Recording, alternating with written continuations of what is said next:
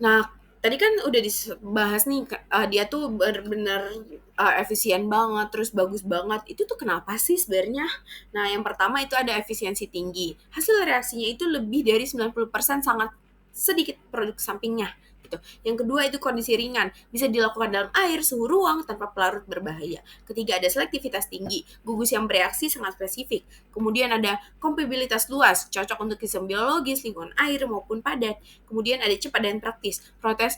Proses one pot tidak butuh pemurnian rumit. Contoh aplikasinya tuh ada tiga, ada membuat polimer blok dari PEG dan PLA, memodifikasi permukaan nanopartikel dan hidrogel, terus menambahkan gugus bioaktif seperti tidak dan gula. Klik chemistry adalah solusi masa kini untuk rekayasa material yang presisi. Oke, selanjutnya kita bahas reaksi fungsionalisasi umum polimer. Pertama itu ada reaksi oksidasi. Pertama kita bahas reaksi oksidasi dulu nih. Salah satu metode umum dalam fungsionalisasi polimer. Reaksi ini melibatkan penambahan gugus oksigen ke rantai polimer seperti gugus hidroksil, gugus arionil, dan gugus karboksilat. Biasanya dilakukan menggunakan oksidator kuat seperti ozon, KMnO4, atau asam nitrat. Contohnya ada polietilena atau PE yang mengalami oksidasi akan menghasilkan gugus karboksil atau karbonil nih. Dampaknya itu meningkatkan polaritas dan hidrofisilitas, meningkatkan daya rekat dan pencampuran dengan bahan polar. Nah, tapi hati-hati nih, jika tidak dikendalikan, oksidasi bisa menurunkan ketahanan thermal dan UV. Selanjutnya ada sulfonasi. Nah, ini adalah penambahan gugus sulfonat atau SO3H ke rantai polimer menggunakan agen kuat seperti asam sulfat pekat atau oleum.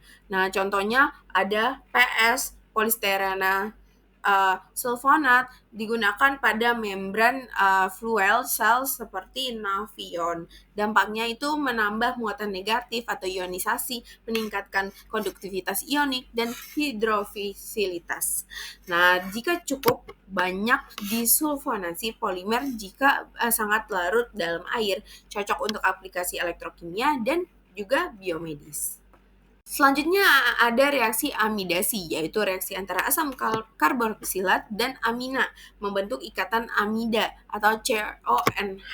Contohnya itu PLA atau PCl yang difungsionalisasi dengan amina untuk menambah bioaktivitas. Dampaknya itu menambah gugus polar, meningkatkan interaksi hidrogen, terus meningkatkan biokompatibilitas dan afinitas terhadap protein atau sel, dan banyak digunakan untuk membuat hidrogel jaringan tiruan atau sistem pengantaran obat.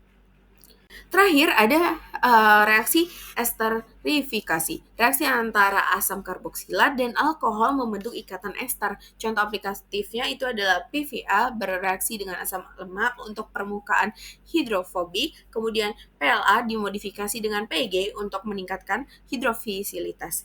Nah, dampaknya bisa meningkatkan atau menurunkan kelarutan tergantung panjang rantai. Ester dapat terurai secara enzimatik atau hidrolik, meningkatkan biodegradabilitas, terus sangat cocok untuk farmasi, kemasan ramah lingkungan, dan rekayasa jaringan. Selanjutnya nih, gimana sih cara mengukur tingkat fungsionalisasi? Di sini tuh itu tuh penting banget untuk mengukur keberhasilan fungsionalisasi. Nah, salah satu alat yang paling umum digunakan adalah FTIR atau metode karakterisasinya adalah FTIR. FTIR ini mendeteksi sinyal serapan IR dari gugus fungsi spesifik seperti OH, COH, atau SO3H. Nah, langkah-langkah umumnya itu ada siapkan sampel padat, film atau larutan. Ukur spektrum IR untuk melihat pita-pita serapan gugus fungsi. Kemudian bandingkan intensitas pita baru, misalkan kurang lebih itu 1720 cm pangkat 1 untuk karbonil dengan pita referensi. Keempat, hitung perbandingan untuk mengetahui derajat fungsionalisasi. Kelebihannya itu adalah cepat dan tidak merusak sampel, kemudian tidak memerlukan pelarut, cocok untuk film padat. Tapi ada kekurangannya juga nih, dia semi kuantitatif, perlu dikalibrasi internal, terus tidak sensitif untuk gugus dalam jumlah sangat kecil. Nah, contohnya itu ada PE yang dimodifikasi dengan anhidrida maleat akan menunjukkan pita baru dari kurang lebih itu 1850 cm/1, tanda keberhasilan graftingnya nih. Untuk contoh aplikatif, kita bahas salah satu produk fungsionalisasi paling populer, yaitu PEGMA. Apa itu PEGMA? PEGMA adalah polietilen yang telah dimodifikasi dengan anhidrida maleat menggunakan metode radical grafting. Reaksi ini menggunakan peroksida sebagai inisiator untuk memasukkan gugus anhidrida nih ke rantai PE. Gugus ini bisa berubah menjadi COH atau asam karboksilat dalam kondisi lembab. Nah, aplikasinya itu bisa sebagai compatibilizer dalam campuran polimer seperti PE, PA, atau nilon blend. Kemudian untuk biokomposit berbasis serat alam sebagai lapisan perekat dalam kemasan multilayer.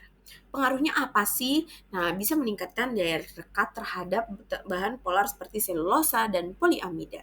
Kemudian meningkatkan kompabilitas dalam campuran polimer karena memperbaiki dispersi dan stabilitas. Ketiga, ada potensi modifikasi lanjutan. Gugus anhidrida bisa diubah lagi menjadi ester amida atau teknik bioaktif untuk tujuan farmasi dan teknik lainnya. Tantangan umumnya tuh apa aja sih? Nah, pasti tuh dalam praktiknya tuh fungsionalisasi polimer itu punya beberapa tantangan besar. Tapi kita tuh juga punya solusinya loh. Yang pertama ada reaktivitas rendah dari backbone. Polimer seperti PE dan PP itu bersifat non-polar kan dan inert. Jadi sulit bereaksi secara kimia mereka tuh. Tapi solusinya itu bisa kita gunain radical grafting atau treatment seperti ozonitas dan radiasi UV. Seperti contohnya yang tadi tuh. Terus yang kedua ada kontrol terhadap derajat fungsionalisasi. Itu tuh sulit banget diatur jumlah gugus yang masuk nih, tapi solusinya itu bisa digunain reaksi click chemistry, kontrol stoikiometri, dan teknik polimerisasi terkontrol. Dan yang terakhir itu ada degradasi polimer selama proses. Beberapa metode reaksi bersuhu tinggi bisa memutus rantai atau menyebabkan cross-linking tidak terkendali. Solusinya itu bisa digunain inisiasi ringan, tambahkan antioksidan, dan fokus pada modifikasi permukaan daripada bulk. Nah, tantangan ini tuh bisa diatasi dengan strategi yang tepat agar hasil fungsionalisasinya tepat, stabil, dan efisien. Dan masih ada banyak lagi tantangan lainnya. Demikian presentasi mengenai fungsionalisasi polimer. Melalui berbagai metode seperti grafting, click chemistry, dan modifikasi reaktif lainnya, kita bisa mengubah sifat polimer agar sesuai kebutuhan. Lebih rekat, lebih kompatibel, lebih bioaktif, dan lebih fungsional secara umum nih. Nah, semoga materi ini bermanfaat dan membuka wawasan teman-teman terhadap potensi besar dari rekayasa kimia polimer. Terima kasih atas perhatiannya dan partisipasinya. Jika ada pertanyaan, saya akan senang hati akan menjawab. Terima kasih.